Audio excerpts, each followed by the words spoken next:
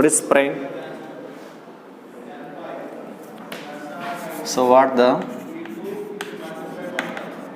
sprain and then this strain refers to? Nothing but that is the twisting of the ligaments or the tendons. Say for example here strain is there, right? This strain refers to twisting of tendons between bones and muscles, that causes very less amount of pain and it is of very less severity. This one is not the major disorder, this is of less severity only. So what that is called as strain. So like that, what about sprain? The sprain is associated with, the sprain is nothing but the twisting or the tearing of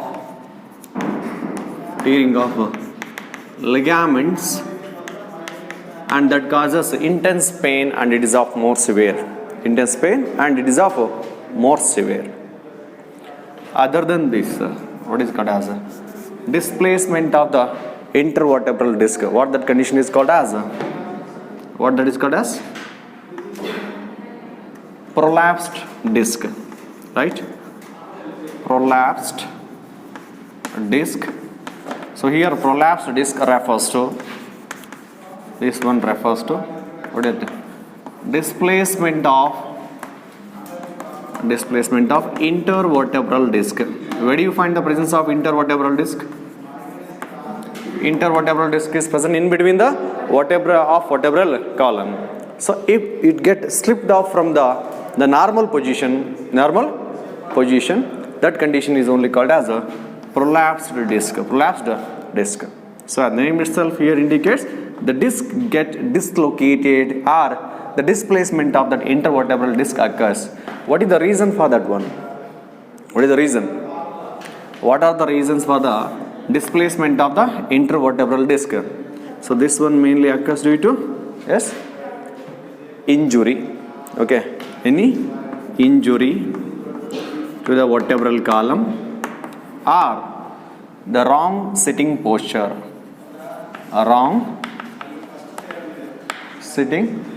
Now you are correct. So a wrong sitting posture may lead to the prolapsed disc. Okay. Yes. Other than this, the one more disorder, that is the Paget's disease. What do you mean by Paget's disease? What it leads to? Paget's disease. The exact cause for the Paget's disease is not yet resolved or not yet found correctly, but the scientists may relate this one as a combination of environmental factors as well as the genetic factors are influencing the Paget's disease. So exact cause is unknown till now. So what happens during this Paget's disease then? Whether it is related to the muscle or the bone means it is related to bone. So in such disease in which that leads to that is the softening or thickening of bone. So both the softening and thickening of the bone is irregular. So irregular softening and thickening of the bone occurs in case of Paget's disease. So why this irregular softening occurs? Because of resorption of bone by osteoclast. So specialized cells which can engulf and which can destroy the bone cells are called as osteoclast. Okay, the softening of bone is due to, so this one is due to, what is that one? A resorption of bone due to activity of cells called as osteoclasts. osteoclast. What about the thickening of bone here? So when the bones become much thicker or more thicker means when the activity of the osteoblast, that is the bone forming cells, are more active or overactive or the hyperactive. So here thickening of the bone is due to, this one is due to the extensive the activity of osteoblast. Is it clear? So that is regarding the Paget's disease. What happens in the Paget's disease means irregular softening or the thickening of the bone occurs because of the activity of osteoclast or the osteoblast. But exact cause is unknown. It is related to genetic disorder and as well as the environmental factors. In case of prolapsed disc, there will be the displacement of the intervertebral disc from the normal position. Okay, and the reason may be the injury to the vertebral column or the wrong sitting posture. And in case of strain, what happens? There will be the twisting of the tendons between bones and muscles, and sprain that leads to twisting and then tearing of the ligaments. Okay, in case of injury or any other reasons. Any doubt in this one? Okay then. With respect to the muscles, what happens? So there is a phenomena which occurs in our body during the resting state, and that is called as muscle tonus. Muscle tonus. What do you mean by muscle tonus then? Muscle tonus. So when the no function is being carried out in the body, the muscles will be at rest, right? At that rest also, some muscles contract continuously. Why they contract continuously? To maintain body posture or the structure, right? So that phenomena of the muscle is called as muscle tonus. So what do you mean by the muscle tonus? Means some muscles in our body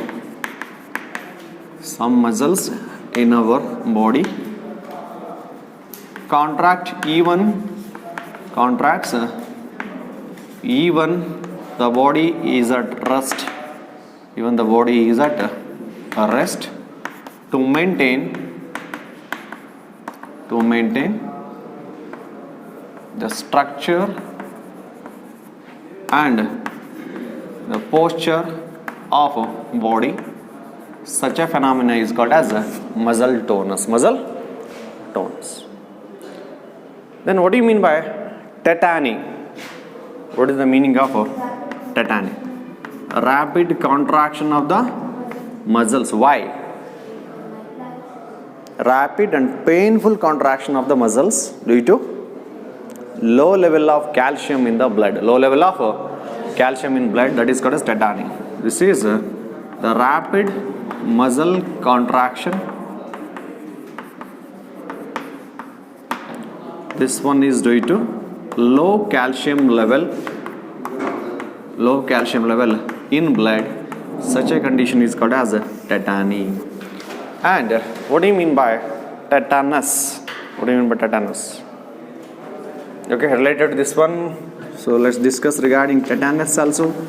The tetanus is being caused by an bacteria. What is the name of that bacteria?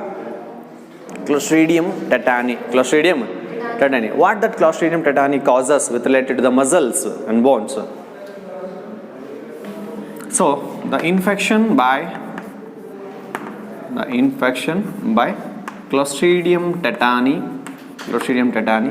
the bacteria which lives in the soil, So when it enters into the body through the injury or the wound or cut in the body parts, right? So that causes infection, that is only called as tetanus. What happens in this with the infection of the tetany means this leads to what is that? A condition called as locked jaw. That is called as locked jaw. Why locked jaw? Neuromuscular junction which leads to the contraction and relaxation of the muscles involved in the movement of the jaw, that is lower jaw, which get affected as a result of lack of the spread of that impulse. Okay, the muscles do not get action potential required for the contraction of the muscles, right? Contraction and relaxation of the muscles. So that state is called as locked jaw. Okay, so that occurs in case of the tetanus disease, which is caused by which microbe? A bacteria called as Clostridium tetani. In detail about this we will discuss in the human health and disease of the second PU classes. Okay, so these are the common disorders of which one? The human musculoskeletal system. So here, so as we mentioned regarding the what is it, relaxation as well as the contraction related disorders here. So let's discuss regarding two more concepts. One is rigor. What do you mean by rigor? What do you mean by rigor? The usually, okay, so almost all human individuals might have experienced this condition called as rigor. What do you mean by rigor? Yes, what is the meaning of rigor? Yes, any idea what is rigor?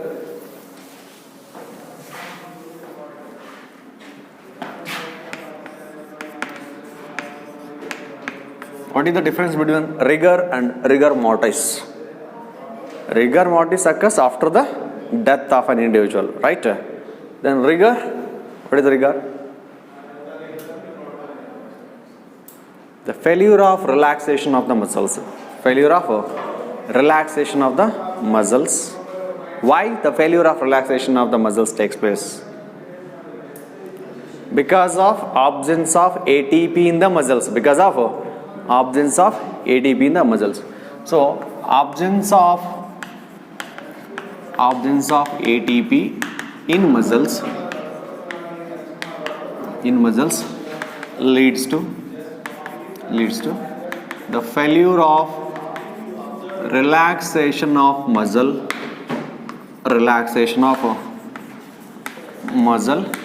in some body parts, that is only called as rigor. Sometimes in our body, for example, after the contraction of the muscle, sometimes you might have experienced that the failure to relax that particular muscle. So while sitting or while standing, right? So why it happens usually means because of the absence of ATP in that particular muscle only. Okay, so that is of no chronic issue or that is of no severity, but usually occurs in individuals only when the muscle is not having any type of ATP in it. It failed to relax after the contraction. That condition is called as rigor. With respect to why this failure of the relaxation occurs means, okay, as we have discussed in the sliding filament theory of the muscle contraction, ATP is required for the formation of the cross bridge also, and for the breakdown of the cross bridge also ATP is required. In order to undergo relaxation, the contracted muscle requires ATP again. So if that ATP is not present means it remains in the contracted state only. That is called as rigor. So next, one more condition is rigor mortis. What is rigor mortis? So after the death of an individual, okay, so because of non-availability of the ATPs, the muscles undergo permanent contracted state. Okay, such condition is called as rigor mortis. So after death, okay, the muscles remain contracted permanently.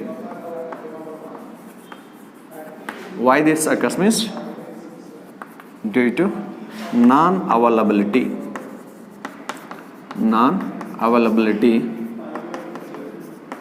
of ATP for muscles. Such a condition is called as rigor mortis. That condition is called as rigor mortis. Is any doubt in this one? So these are the various disorders of musculoskeletal system. So let's discuss regarding some of the additional points with respect to the bones and some muscles now. 26 bones are present in the vertebral column, right? that vertebral column is divided into 4 curvatures or the 4 curves. How many curvatures or the curves are present in vertebral column means? Yes, the number of curves or curvatures in vertebral column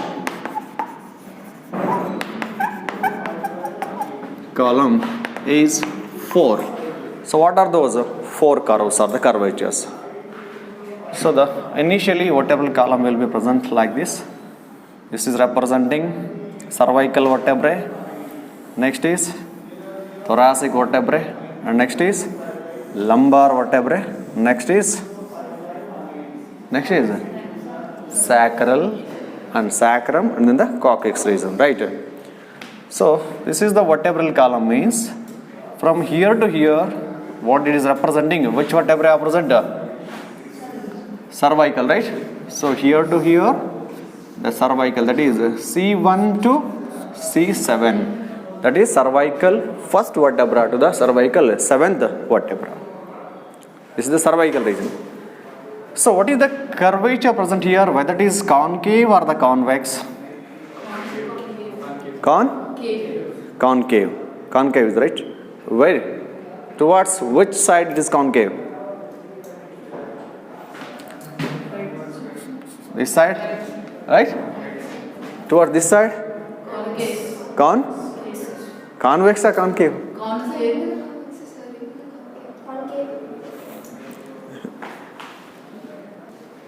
So here this one is, that is cervical curvature. So from C1 to C7 this curvature is called as cervical curvature. What is the nature of this cervical curvature means? It is concave in forwarded direction. So which this cervical curvature is concave in forwarded direction. Next, one more similar structure is, so here what these vertebrae are called as? L1 to L5. What this region is? Lumbar region. So this curvature is called as lumbar curvature or the curve.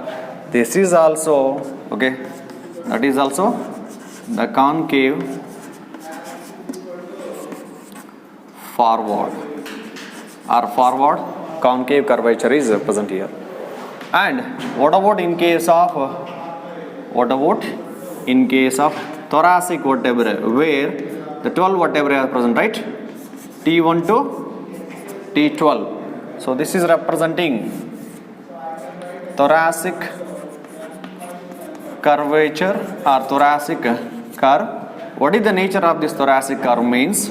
So this one is concave backward or the backward concave. What about the last one? What is the last one here? From here to here, sacrum and coccyx is present, right? So this is called as the sacral curve or the sacral curvature. This is also the backward concave.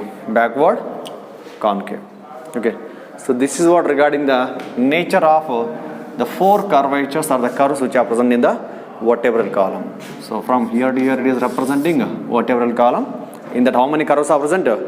4 curves are present. 2 backward concave and 2 forward concave curves are present. Is it clear? Next.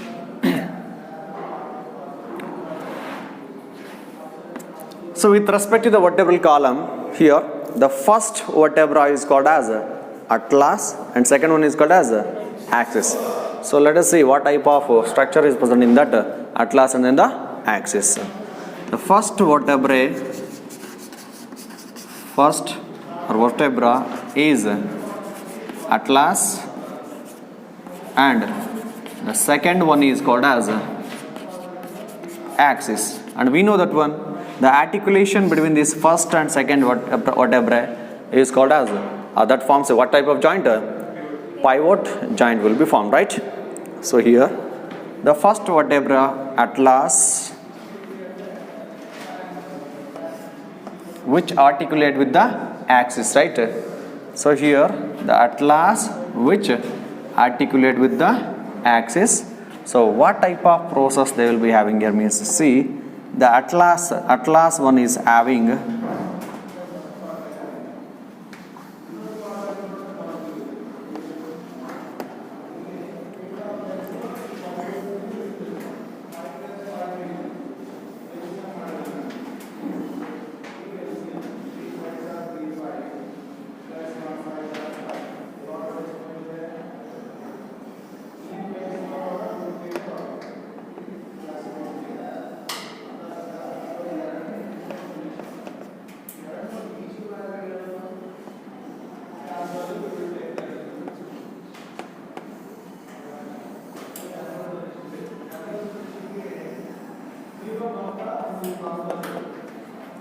so consider this is the structure of the atlas.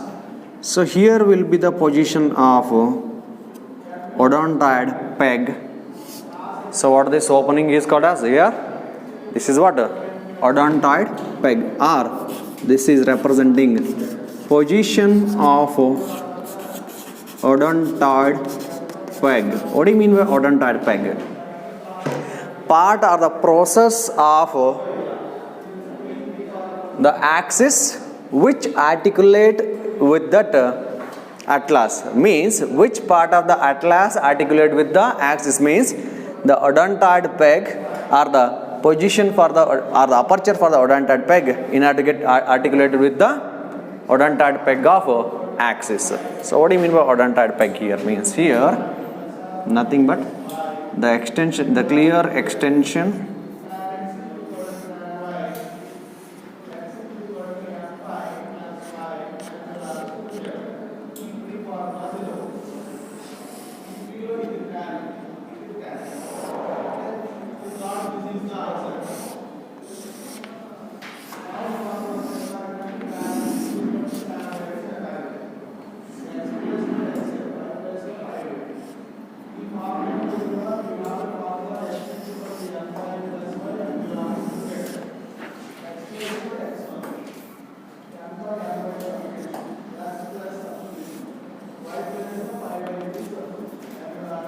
So this canal is called as neural canal, and this is also neural canal. Okay, are these positions or these structures are called as, that is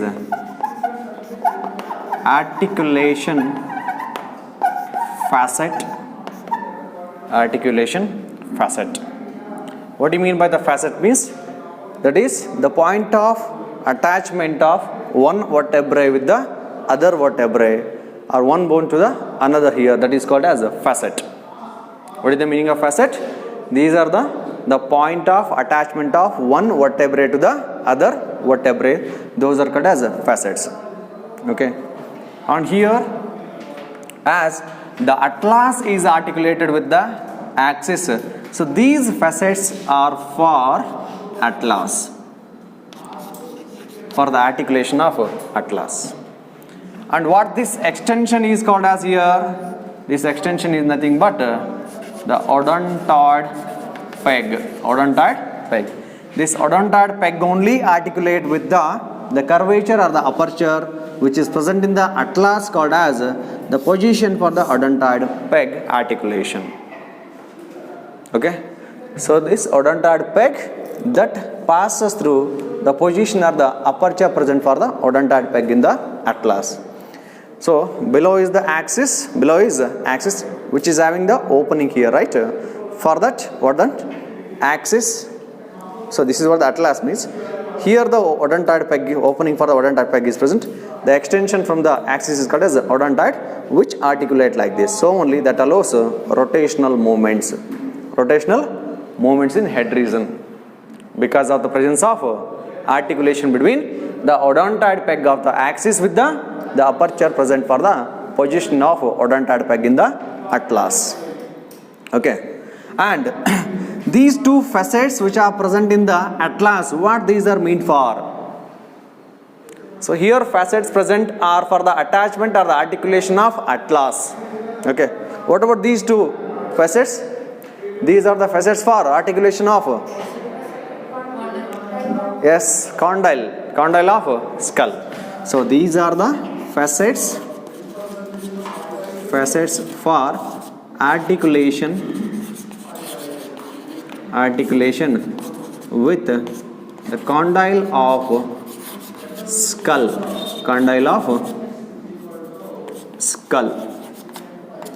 So this is what the structure of the atlas and then the axis. Any doubt in this one?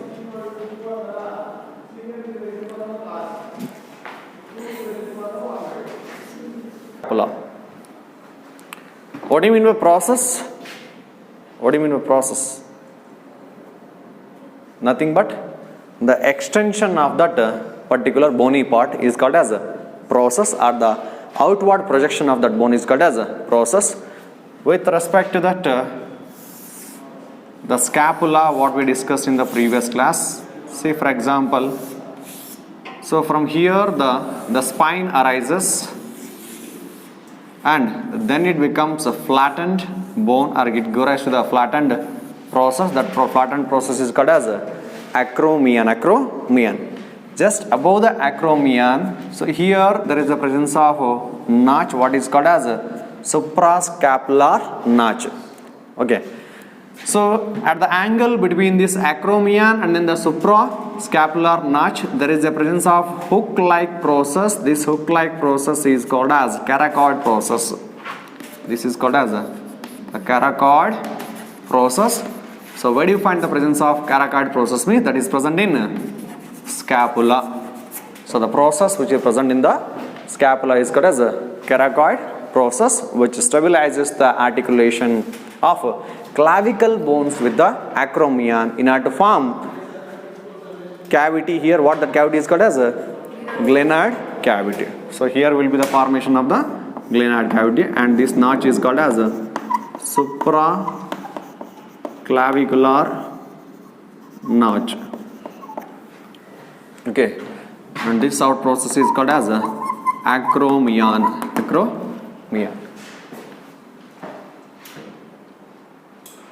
Is it clear? Then, if you look at the structure of thoracic vertebrae, the thoracic vertebrae will be having the structures such as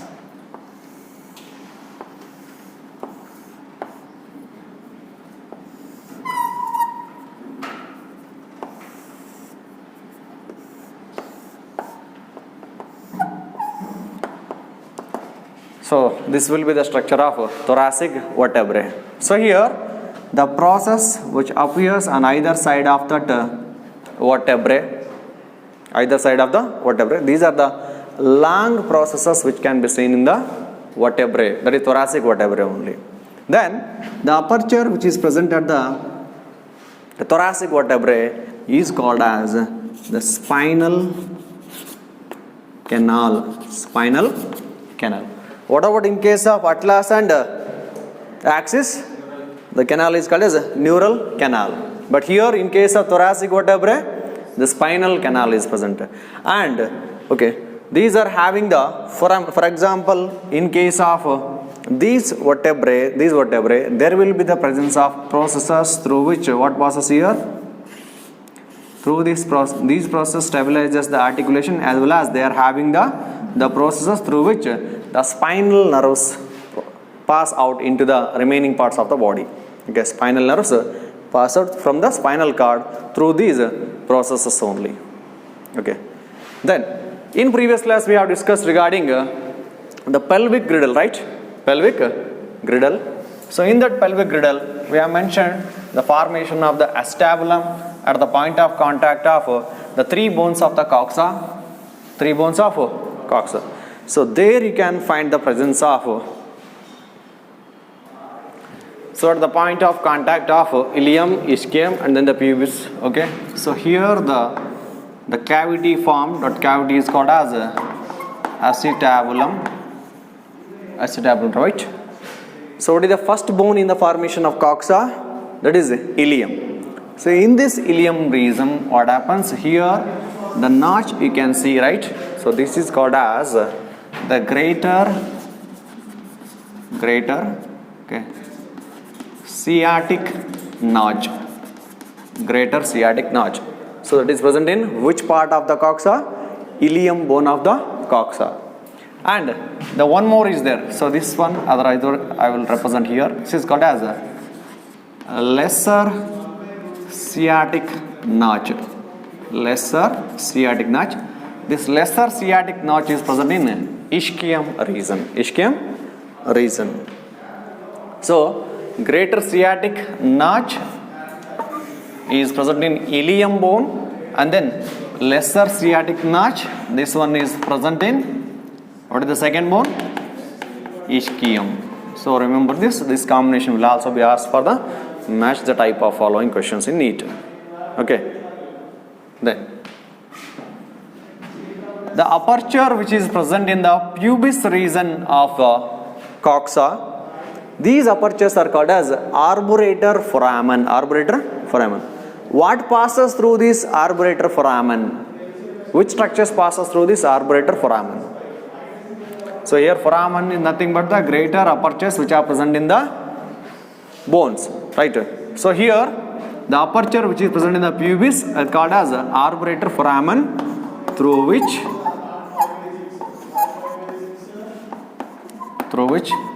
the blood vessels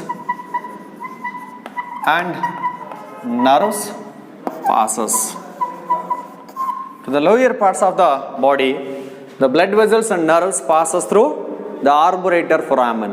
And where do you find the presence of arburator foramen? Means that is in a coxa, particularly in the pubis bone or pubis part of the coxa of pelvic girdle.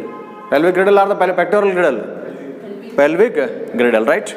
So here you will find the presence of arburator foramen, which is the largest foramen which is present in our body. Yes? Foramen magnum. Foramen magnum. Where that foramen magnum is present? Where that foramen magnum is present? Right at the skull region, right? So where the medulla oblongata extend into the vertebral column as the spinal cord, so there you will find the presence of foramen magnum. Any doubt in this one? Next, what about Sharpie fibers? What is the meaning of Sharpie fibers present in our body? And where do you find across the presence of Sharpie fibers? So next is regarding Sharpie fibers. These are nothing but the cartilaginous fibers which hold the bones as well as the teeth in our body are called as Sharpie fibers. Nothing but collagenous fibers. Collagenous fibers holds bones and teeth in body. Those are called as Sharpie fibers. They are only called as Sharpie fibers. Any doubt in this one? Okay. See, during any injury or accident, the bones tend to get fractured, right? So what do you mean by fracture? The break in the bone is called as a fracture. So with respect to that break, there are different type of fracture can be observed in the bones. What are those different type of fractures then? Yes, any idea regarding the types of the fractures? Yeah. Sometimes the fracture may be very minute in the form of the hair-like fracture can be, or the crack can be seen in the bone without dislocation, locating the parts of the bone or without losing any tissue of the bone, right?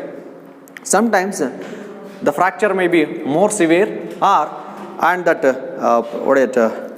fragmented piece or the piece of the bone may protrude out of the skin, also, right? And sometimes the fractured bones may get separated, sometimes fractured bone remain without separation, separation. So based on this, there are 4 type of fractures are there. Let's discuss about that now.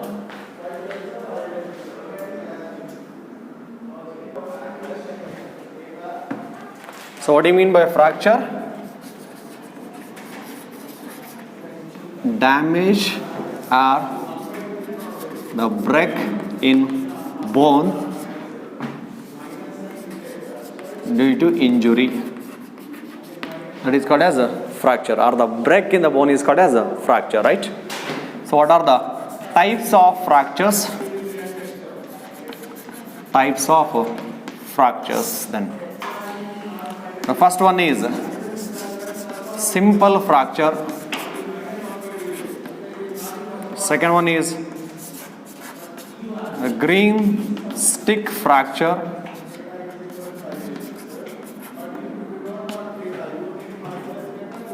Third one is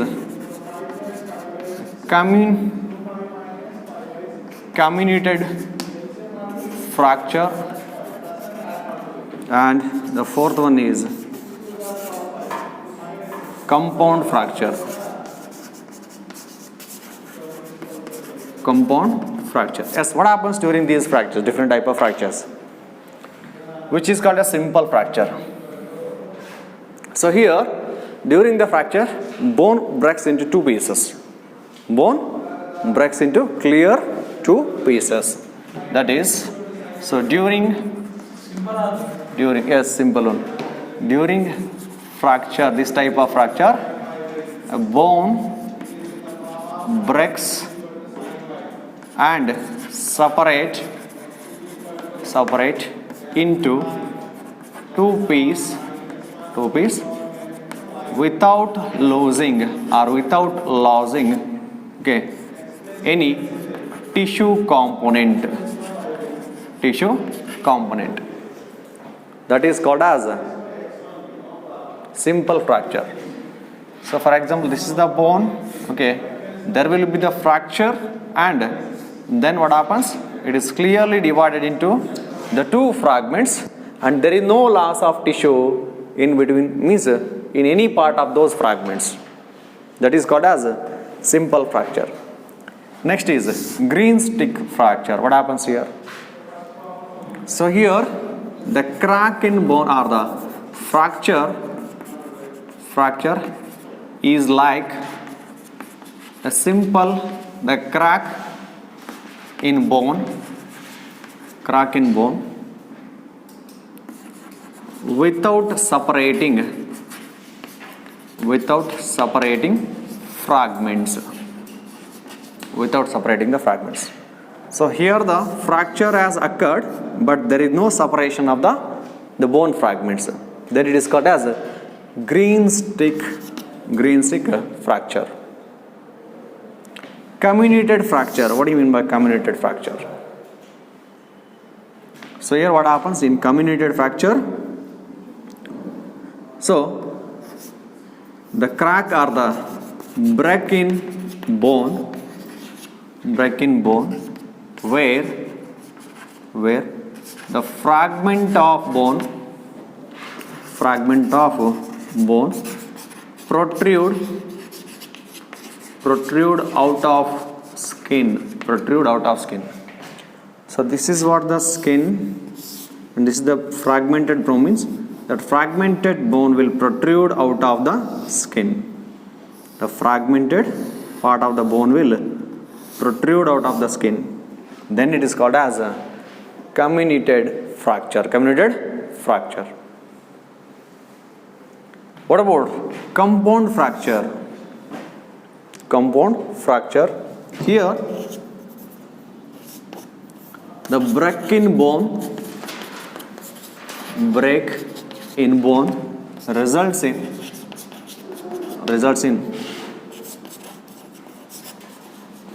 fragmentation of bone into many pieces with loss of tissue component. Here the bone is broken down into many pieces, and there will be the loss of one or the other pieces of that fragment of the bone or the tissue of the bone. Such fracture is called as a compound fracture. Means more than one fragments may be formed during the fracture. If the bone is crushed, okay, so that some part of the tissues may get lost during that injury or during that fracture, then it is called as a compound fracture. Okay, and here also during a simple fracture, the skin is present without getting damaged. Only there is a simple break in the bone, okay, and clearly bone is divided into two fragments. In case of green stick fragment, what happens? There is a break in the bone without detaching the bone fragments. So tissues of the bones are held together without getting separated. But in simple fracture, tissues of the bone are separated, but there is no protrusion out of the skin. If protrusion occurs out of the skin, means then it is called as a comminuted fracture. If protrusion out of the skin occurs along with the loss of the tissues and bone is fractured into many fragments, then it is called as a compound fracture. Okay, so in this way there are 4 different type of fractures can be observed during a bone fracture. Any doubt in this one? So this is regarding the various aspects of the bones and then the muscles as additional points that may be required for the NEET examination. Okay, so with this let's conclude this chapter, and let's go to the another chapter called as neural control and coordination. Any doubt in locomotion and movements? Okay, fine, thank you.